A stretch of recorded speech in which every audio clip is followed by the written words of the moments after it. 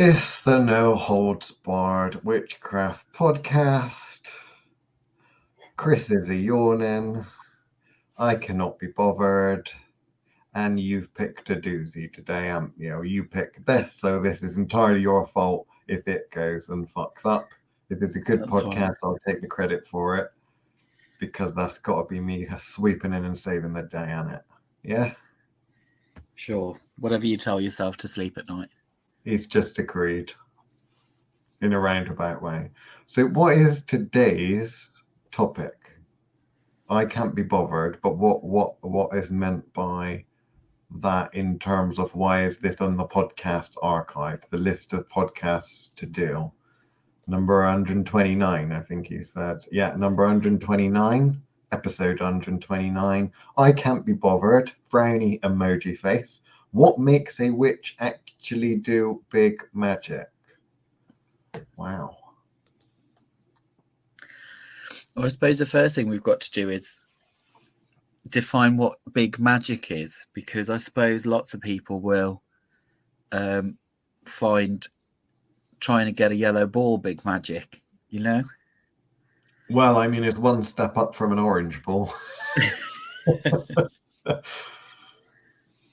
I would suggest that big magic, it would depend on the perspective that you're talking to. Are you talking about a person's individual, so an individual's idea of what's big magic, in which case that's something that they need to put considerable amount of effort into. It's not some walk in the park.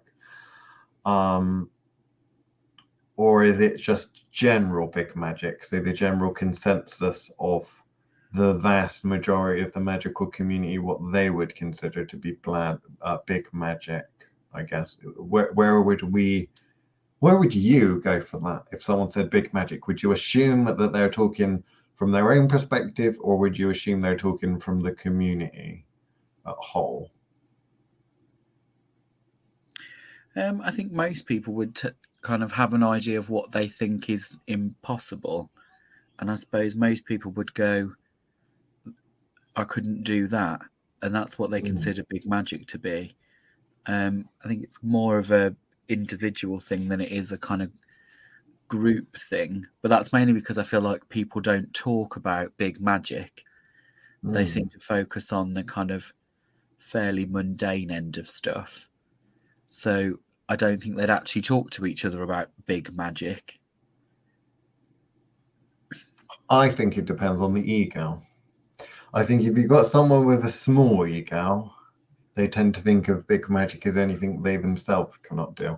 If you've got someone with a big ego, I think they would think of it in terms of, well, this is what most people cannot do, you know? I suppose. And because we've got big egos, we would look at it from a community standpoint, hence this a beginner, intermediate, foundation, intermediate, advanced thing we got going on, which we're often complained about in it. Yeah, I think if we're going from that standpoint, then I think most people seem to struggle with casting from the astral as big work. Any sort of astral work is You know, considered any kind of that, or kind of big magic would, I guess, the most common one is crossing the abyss. Those ones seem to be like huge ones for most people, and for me, I'm kind of like, those two things are worlds apart.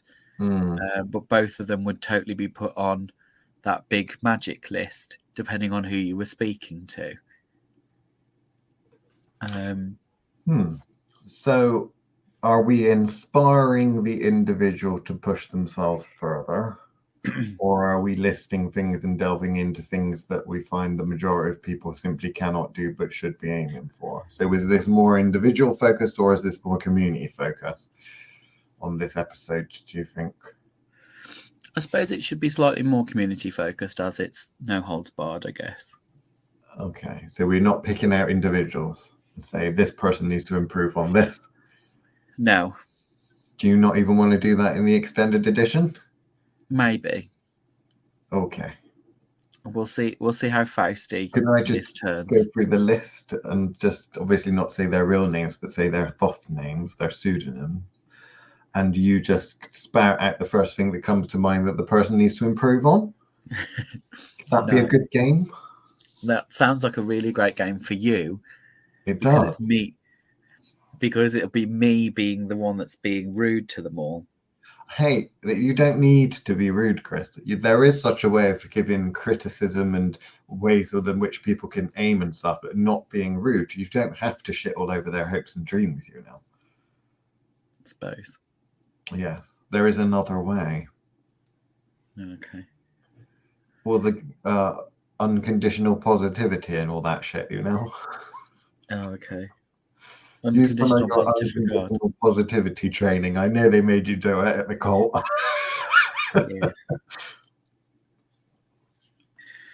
Yeah. Yeah, so what I think the obvious one would be astral work. I think that would tick a box for a lot of people as to what they consider.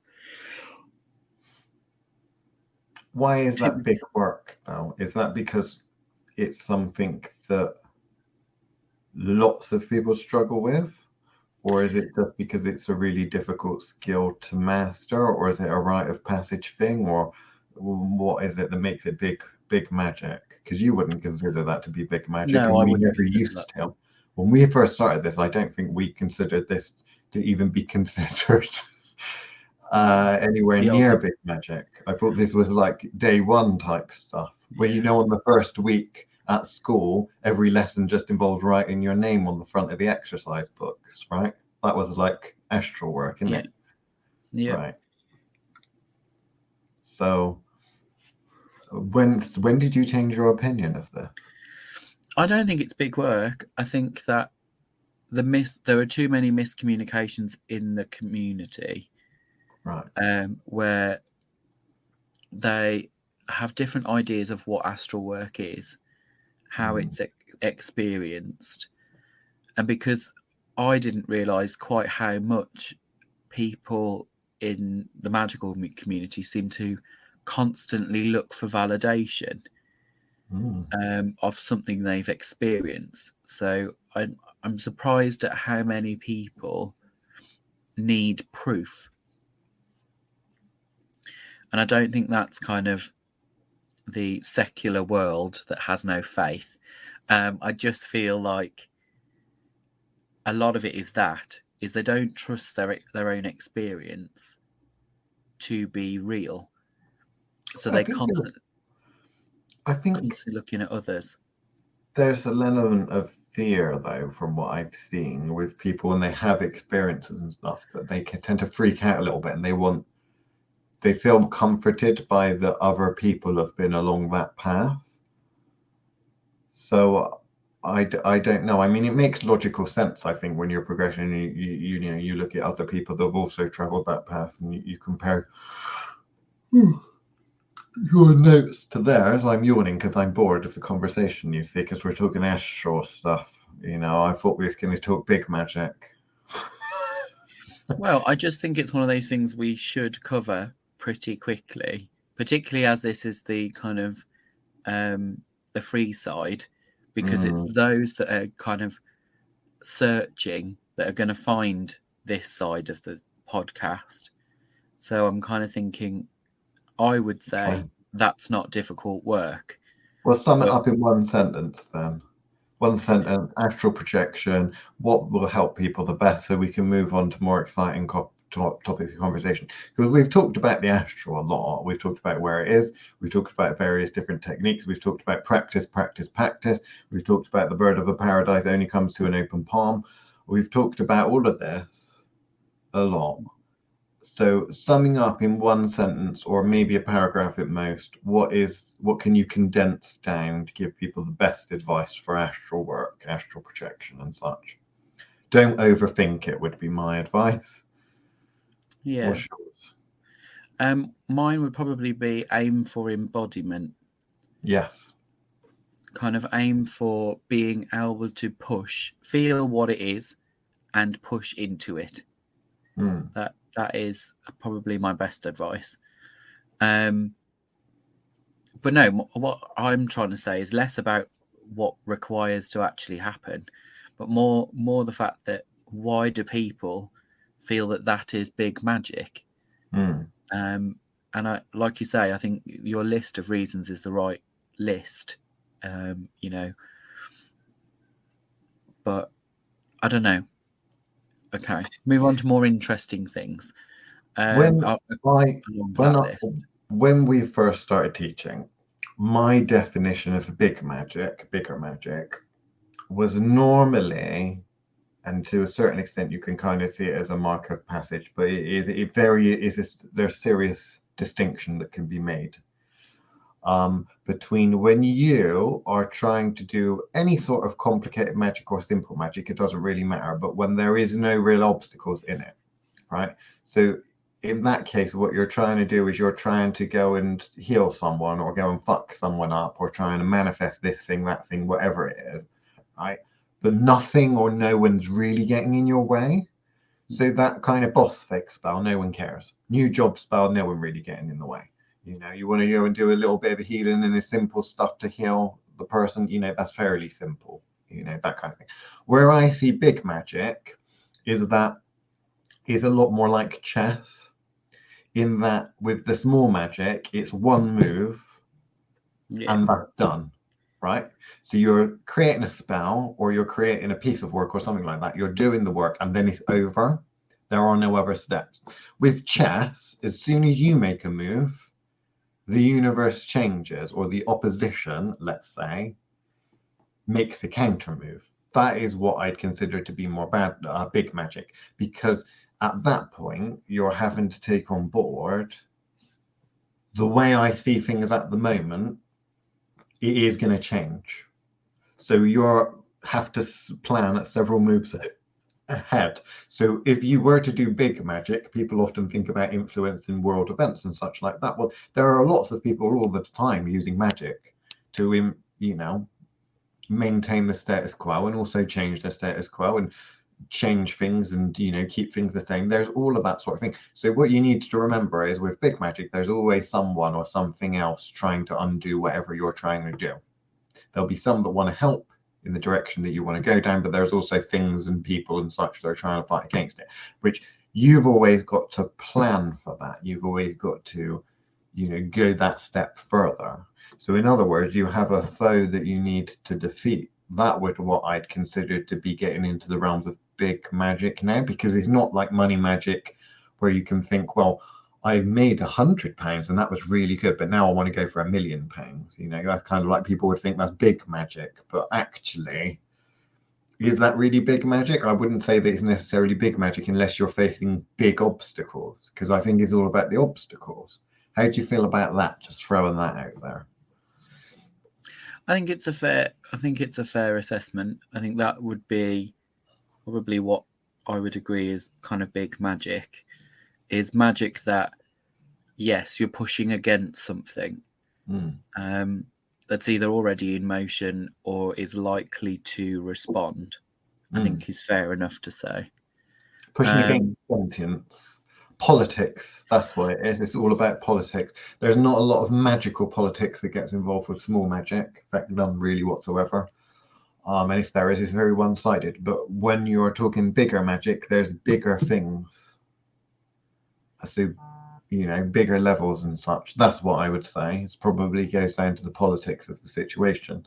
But pushing out from small magic to big magic is a natural thing when you, I think, encounter when your spell gets tainted or your magic and such gets interfered with. I think that's the real thing, because people obviously, when they try to do simple magical spells and such like that with manifestations and all this and that, they get a spell to work and then they start to get it to repeatedly work, you know, change little bits and pieces for a different outcome and stuff, but they've got a structure and a simple thing where they can repeat it, and then all of a sudden they want to go for something and it doesn't work, and yet it's worked so many times before and they understand why it's working, but all of a sudden someone's taken a cog out of the big machine and now something's not right. And like when your computer makes that cranking noise because it gets caught on something, you're like, what the fuck's it doing now? I left it was printing fine yesterday, it's got ink in that. How's that happened? You know, it's just click clicking.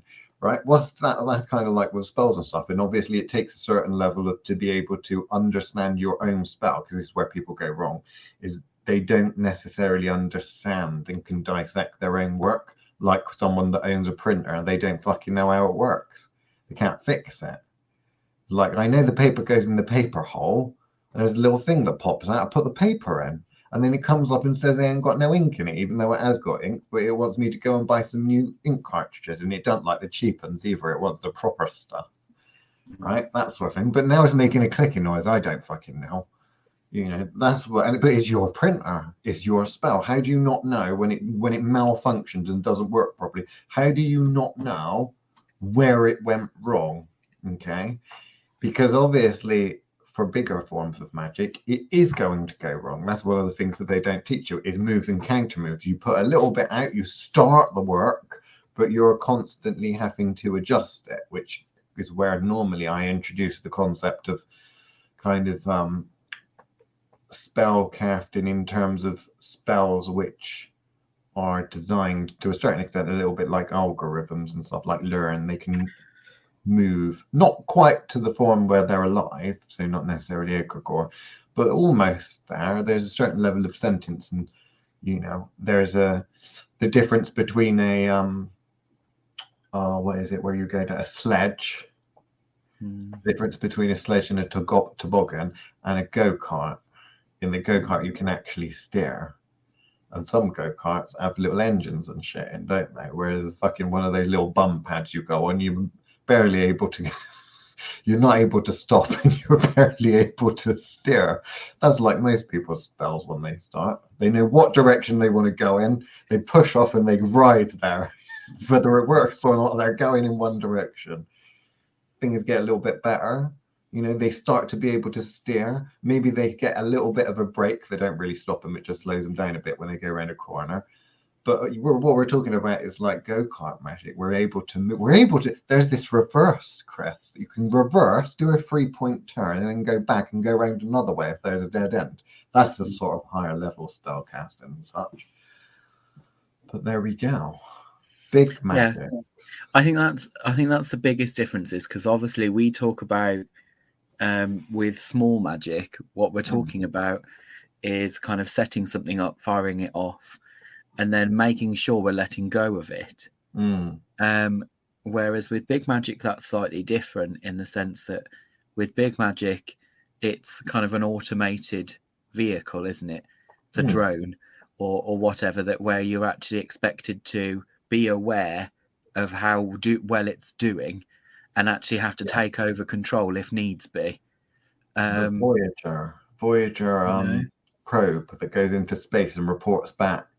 You're not really driving it. It's set to go and do its thing, but it does report back and say, "Oh yeah, there is an alien spaceship just now. You know, it knocked me off course a bit. Well, I'm compensating." That's what you expect from a spell. Yeah, that's the sort of level that we're talking about.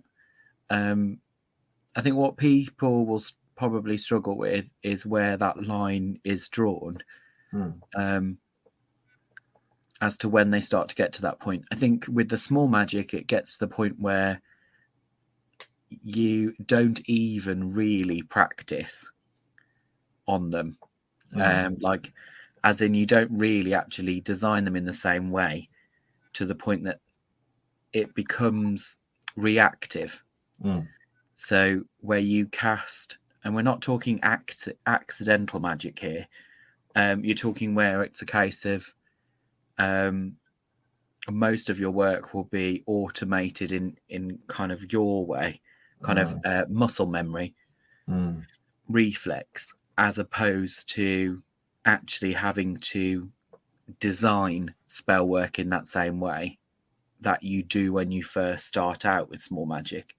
I think when you get to that end, it's then a case of, like you say, you start to discover things that are pushing back that you wouldn't have discovered otherwise. You kind of go, "Oh, that didn't go according to plan. It should have done."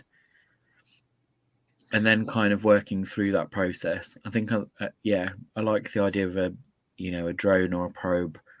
It's more that it has its job, knows how to work. It's automated from your building, but will kind of report back if problems are met. Another thing is that people need to think when they're wanting to accomplish bigger things, that spellcasting isn't always the way to go, because spellcasting is quite naturally quite creating like a system or something like that and setting it off.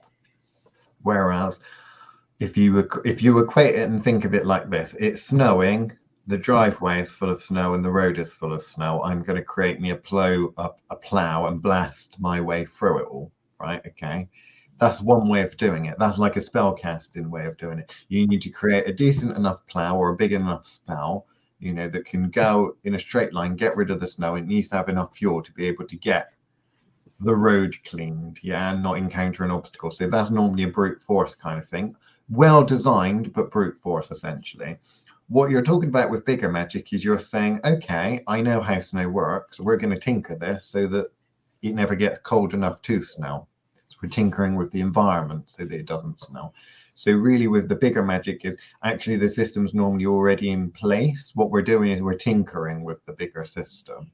It's not like a bolt on necessarily, or that kind of thing. It is literally like we're altering an environment. So you're doing that on a very big scale, and that's the nature of it. You see, because you're tinkering with things on a much bigger scale, there are things that are responsible for keeping the status quo, and there are other things that are tinkering on a big scale, and that is something that perhaps maybe we don't give it enough credit in that it's quite difficult for most people to get their head around, I guess, isn't it? Because they don't know the nature of the universe, let alone start thinking about tinkering with it and altering it. They just know about their own little corner, so they stick with their spellcasting to flick the lights on and off in the room by using the switch. They don't really think about how the entire electrical grid works in the building, let alone the city. Yeah, I think there's that part where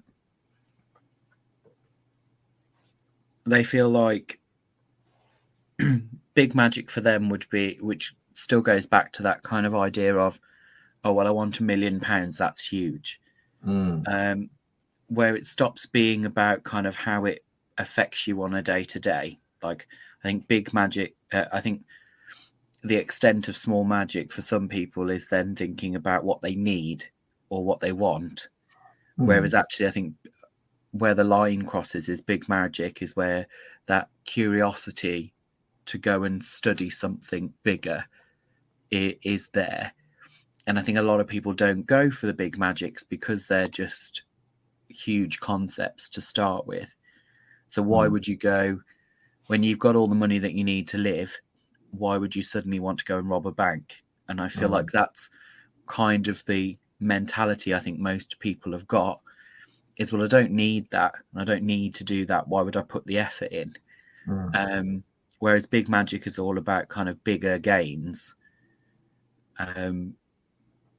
in the sense of learning more by actually tampering with things, redirecting things, and understanding how bigger concepts that hold the universe together work, or beyond, I guess. Yeah, it attracts a lot of attention, because if we're doing the equivalent of messing about, because all of our lives are linked together to a certain extent, some more so than others. People that are in your vicinity that rely on you or affected by you, they're influenced more by what you do, obviously.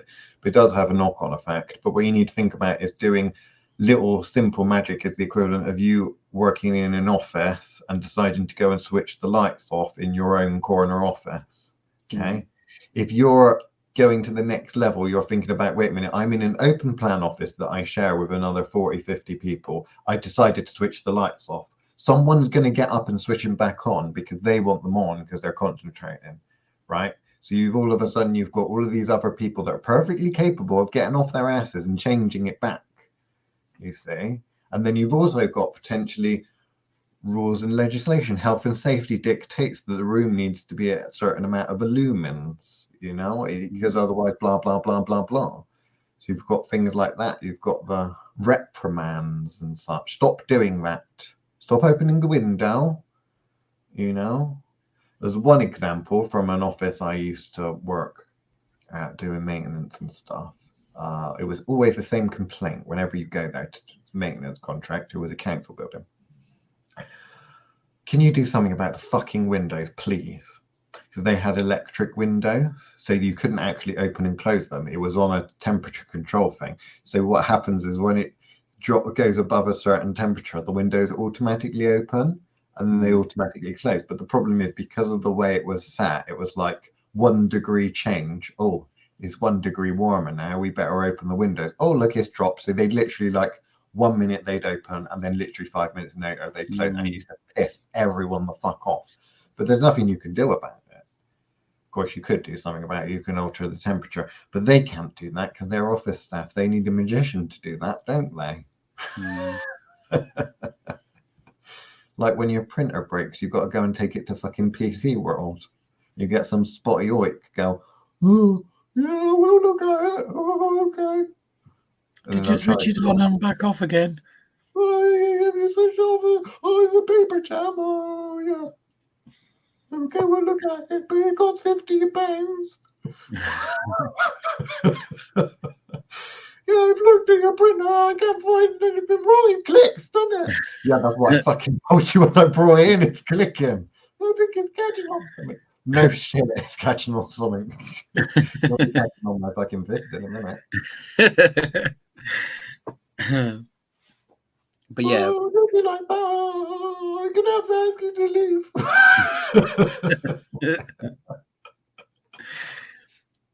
leave.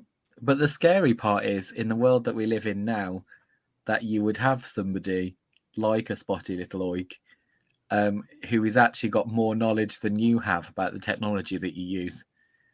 I think that's been the case for a while, and since home computers, children are generally a lot better off than most adults. They're also more happy to press all the buttons and take the chance that it fucks it all up, whereas adults tend not to.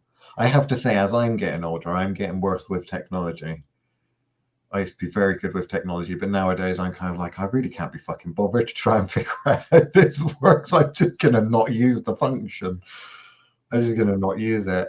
Like all of this stuff where you set up the fingerprint recognition or facial recognition on the phone. I don't fucking bother. I just stick to a PIN code because that's the way I've always done it. I don't want to change. The thing is, they're not even, the functions aren't even worth it these days. So that's the difference. They give the illusion that this is higher tech than it actually is. I thought it was just a way for, the Golden Arches people and such to get your fingerprints, Chris, because it's not like they haven't already got them. Exactly. All those times just swiping across that screen. Oh yeah, they introduced biometrics in my old school, and that caused a big hoo-ha because they won't let you pay for anything from the canteen. You've got to use your fingerprint or eyes or something like that, depending on where it is. But yeah, that was a bit of a hoo-ha. But now it's just like readily adopted. Like there is no swipey card, there is no anything like that. Your parents put money on an account. That account's linked to your fingerprint. The only time you're getting anything from the canteen is if you give them your fingerprint, know. But oh dear, old David Icke, he's warned about this, hasn't he? That's a different podcast, Liam. Oh, okay. The Icke is right. We'll do later. Is this about advanced spellcasting? What was this about again? This is about big work. Big work. Okay, big magical work. Big magical. So this was, I think, supposed to be about inspiring people to accomplish big magical work, because you don't see a lot of people aiming for it, I guess.